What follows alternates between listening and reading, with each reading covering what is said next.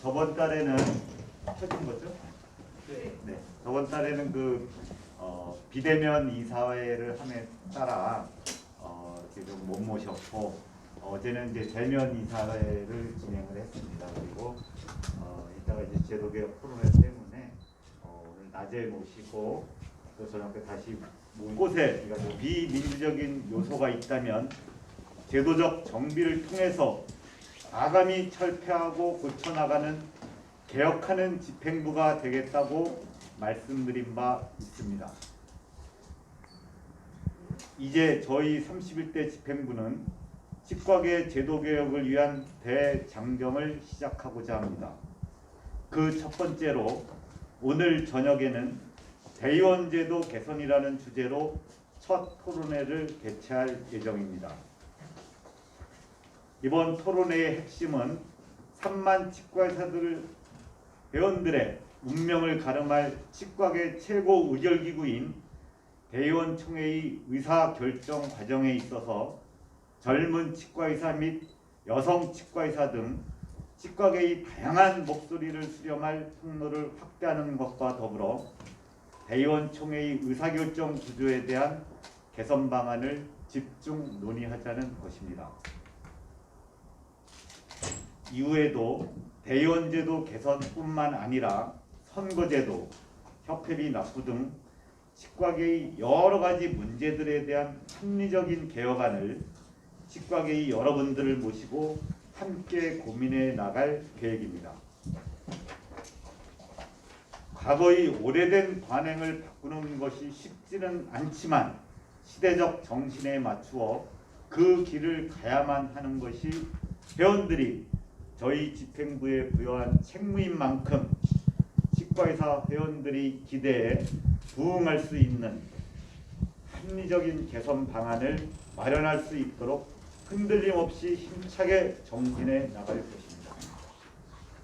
그리고 31대 집행부 중점 추진 현안으로 국립치의학연구원 설립을 위한 첫 단추인 관련 입법 법안을 이끌어내기 위해 최선의 노력을 다해왔습니다.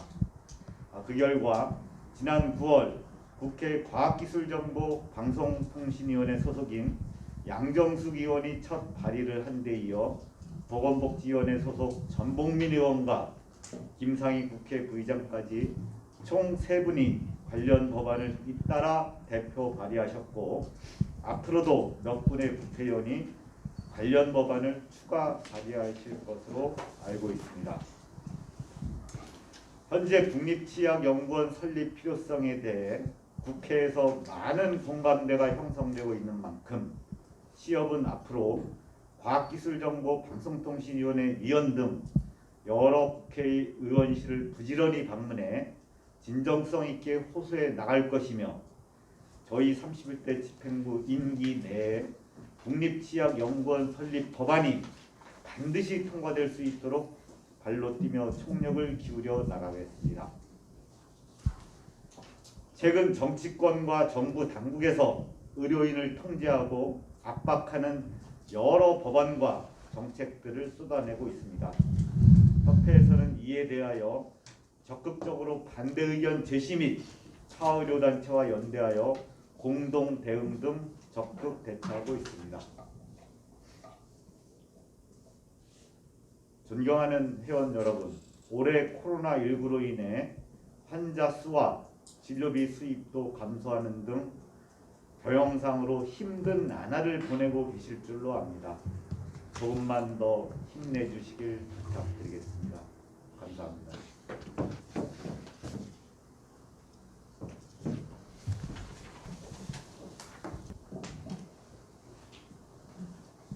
그동안 협회 추진 형식과 정치 이사회 의결사항에 대해서 브리핑을 시작하겠습니다. 조금 전 협회장님께서 인사 말씀에서 언급하신 의료원 면허관리 강화 법안과 관련하여 저희 취업은 최근 2건의 의료법 개정안에 대해 강력히 반대한다는 의견을 보건복지위원회에 제출하였습니다. 먼저 지난 10월 6일 국회 보건복지위 권칠승 의원이 대표 발의한 면허 취소 후 재교육 후 받은 의료인이 다시금 면허 취소 행위를 할 경우 면허를 영구 취소하도록 하는 개정안에 대해서 취업은 현행 의료법으로도 의료 관련 범죄로 형사 처벌될 경우 면허 취소 대상이 되고 있고 또한 의료인이라는 이유만으로 선고된 형이 종료된 상황에서도 추가 기간을 일률적으로 연장해 의료 행위를 수행하지 못하게 하는 건 이미 죗값을 치른 의료인에게 과도한 책임을 부과하는 것이라며 반대 입장을 전달했습니다. 그리고 10월 12일 국회 보건복지위원회 강병원 의원이 대표 발의한 의료인은 변호사, 세무사 등 다른 전문 직종과 같이 의료법의 금고 이상의 형이 확정된 경우 면허 취소 처벌을 받아야 하며 파산했을 시에도 면허가 취소된다는 내용의 개정안에 대해서도 취업은 국민들로 하여금 안심하고 의료 서비스를 이용할 수 있도록 하려는 개정안의 취지는 공감하지만 해당 개정안은 헌법상 평등 원칙을 과도하게 침해하면서 특정 직업군을 불합리하게 차별하는 과잉 규제라고 지적하였습니다. 특히 의료인의 파산은 의료 행위에 아무런 영향을 미치지 못합니다. 해당 개정안에는 파산 선고를 마치 사회적 신뢰의 상실로 보고 면허 박탈까지 가능하게 하는 제도로 취급하고 있습니다. 이에 의료인이 지위를 유지하면서 해결할 수 있는 길을 원청적으로 봉쇄하는 가혹한 결과로 이어질 수 있다고 반대 의견을 피력하였습니다. 앞으로도 타 전문가 직역과 형평성에 맞지 않고 의료인을 과도하게 규제하려는 정책과 법안의 저지를 위해 강력히 대처해 나갈 것입니다. 다음은 인사에 관한 내용입니다. 현재 취업지부 담당 부회장 1인이 공석인 관계로 지난 9월 전국 시도지부장협의회에서 경기도 치과의사회 최유성 회장을 지부 담당 부회장으로 추천함에 따라 협회 부회장으로 임명하였음을 알려드립니다. 아울러 지난 6월 공식 출범한 국립치약연구원 설립추진특별위원회의 추진 동력을 강화하기 위하여 대한여자치과의사회 신은섭 수석 부회장을 위원장으로 추가 임명하였습니다. 특별위원회 공동위원장으로서 대외 부문을 담당해 왕성한 활동을 펼쳐주실 것으로 기대합니다. 아울러 코로나19로 인한 치과인들의 문화예술 활동에 대한 욕구를 충족시키고 다양한 예술적 재능을 마음껏 발산할 수 있는 기회를 마련하기 위해 치과인 온라인 예술제를 추진키로 하였습니다. 추후 관련 위원회의 논의를 통해 온라인 예술제의 구체적인 운영 방안 및 추진 계획을 결정할 예정입니다. 오는 10월 30일에는 최근 치과계에서 공론화되고 있는 취업 창립 기원에 대한 공청회가 개최될 예정입니다. 이날에는 변영남 전 취업협회사편찬위원장과 권은 협회사편찬위원회 위원 등 세 분이 각각 주제 발표하실 예정이며 공청회 세부 일정은 프린트물을 확인 바랍니다. 특히 이번 현안의 중대성을 고려하여 보다 많은 치과의사 회원들이 청취할 수 있도록 하기 위해 75TV를 통해 당일 공청회를 라이브로 생중할 계획이 있으며 이날 온라인으로 공청회에 참여하시는 회원들께서는 댓글을 통해 의견 개진이나 질의도 가능합니다. 기자 여러분들의 많은 관심과 적극적인 기사 홍보를 당부드립니다.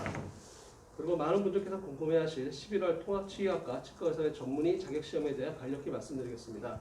어제 이사회에서 보고된 내용에 따르면 1차 시험에는 약 3,900명이 응시할 예정이고 22일 2차 시험에는 지난해 탈락자를 포함해서 4,500명이 응시할 거라고 보고 있습니다. 다음 주 응시자와 관련된 자세한 내용을 보도자료로 배포할 계획이며 시험 당일 코로나19 방역 수칙으로 인해서 입장이 불가하오니 기자 여러분께서도 참고해 주시기 바랍니다. 이상 10월 정기이사회 관련 브리핑을 마치도록 하겠습니다. 감사합니다. 네, 잠시 후 토론회가 있기 때문에 질문 한 2가지 정도 해주시면 제가 아는 범위 내에서 소상히 답변 드리겠습니다. 네, 질문 있으시면 질문 부탁드립니다. 선생님.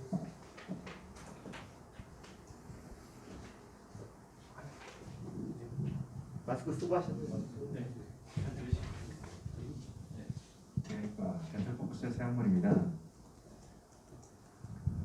저는 제가 좀 궁금한 것은 여기 별지로 좀 발표한 것처럼 30일 취업 창립에 관한 공청회 개최한다는 부분이 있었는데요. 제가 알고 있기로는 좀 오래됐지만 과거에 위원총회에서 이제 그 부분 협회 창립 그 연도에 대해서는 어느 정도 정리가 된 걸로 좀 알고 있는데 지금 이 시점에 그 협회 창립일, 창립 연도겠죠. 그에 관한 어떤 부분들 자체가 논란이 되는 이유 다시 왜 그걸 좀 재검토하는지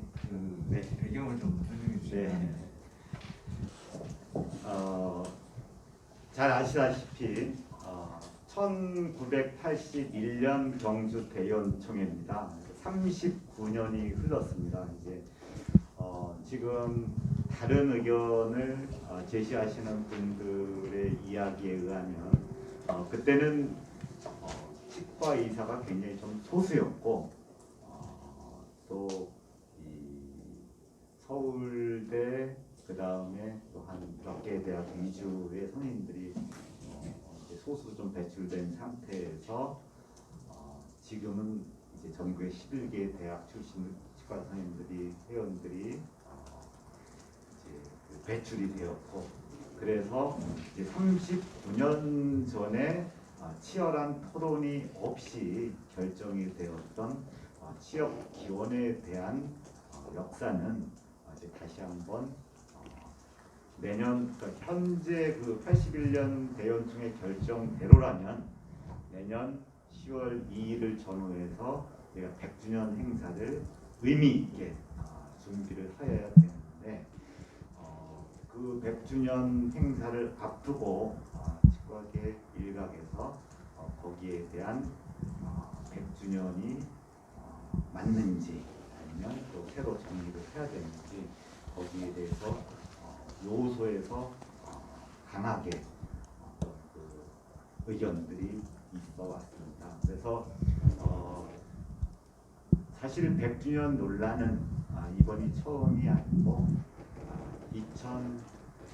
2009년 또 2010년 연이어 그 대연총회에 상정되기도 하였고 그때는 사실 뭐 별다른 그 뚜렷한 결론을 내리지 못하고 그냥 유야무야 되었던 것 같고 여기에 대한 이제 공청회도 그 당시에 좀 2009년에 있었고 그래서 해묵은 논쟁이지만 지금 시점에 다시 뜨거워지는 거는 어쨌든 내년이 예상대로라면 100주년이기 때문에 더욱더 여기에 대한 논란이 더 뜨거워지지 않나 그 배경을 그렇게 생각을 하고 있습니다. 그래서 이게 사실 그런 의견들이 극소수이고 이제 그렇다면은 우리가 좀 하나의 의견으로만 받아들이고 100주년을 이제 그 준비를 진행해 나가겠지만 거기에 대한 그 토론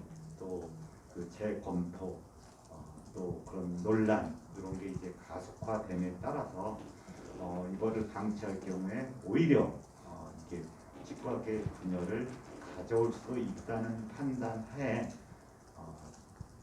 이거를 오히려 좀 공론화 시켜서 또 토론의 장으로 끌어들여서 내년 대의원 총회든 아니면 어떤 방식으로든 이제 물론 그 전에 다양한 의사소통의 장을 마련한 후에 충분히 의견 수렴을 한 후에 이제 어떤 식으로든 다시 치과계 합의를 이제 그 만들어서 이게 21년이 됐든 25년이 됐든 만약에 이제 합의가 된다면 치과계 회원들이 거기에 지금 하나로 따라서 더 이상 그 치과계 의견 분열은 없어야 된다는 생각으로 그런 공청회와 소통의 자리를 마련하셨다고 보시면 됩니다. 네. 질문 하나만 더 받을까요? 치과신문 신종학 기자입니다. 우리가 이제 그 지금 말씀하신 그 어떤 것도 우리가 이제 주제로 가능합니다. 그래서 만약에 선거제도 같은 경우도 다음번에 이제 선거제도지만 그 토론회를 1회가 아니라 현재 이상으로는 적어도 2번 정도는 해야 되지 않겠느냐. 왜냐하면은 선거제도 문제만 해도 우리가 이제 후보들이 각 후보 캠프에 이제 협회에서 회원들의 그 개인정보 보호를 위해서 선거인 명부가 제공되지 않고 그렇게 이제 그 선거를 치르게 되는데 개인정보 보호 차원도 있지만 이로 인한 깜깜이 선거 그 다음에 유권자도 아닌데 그 무차별 문자나 홍보 폭탄 같은 이런저런 문제로 뭐 유권자 어쨌든 선거인 명부 공개 여부라든가 과연 그 5천만 원이라는 기탁금은 이 선거 공영지에 있어서 또 상대적으로 그 경제적 여유가 없는 신진 치과 의사들의 어떤 그 진출을 막지는 않고 있는가.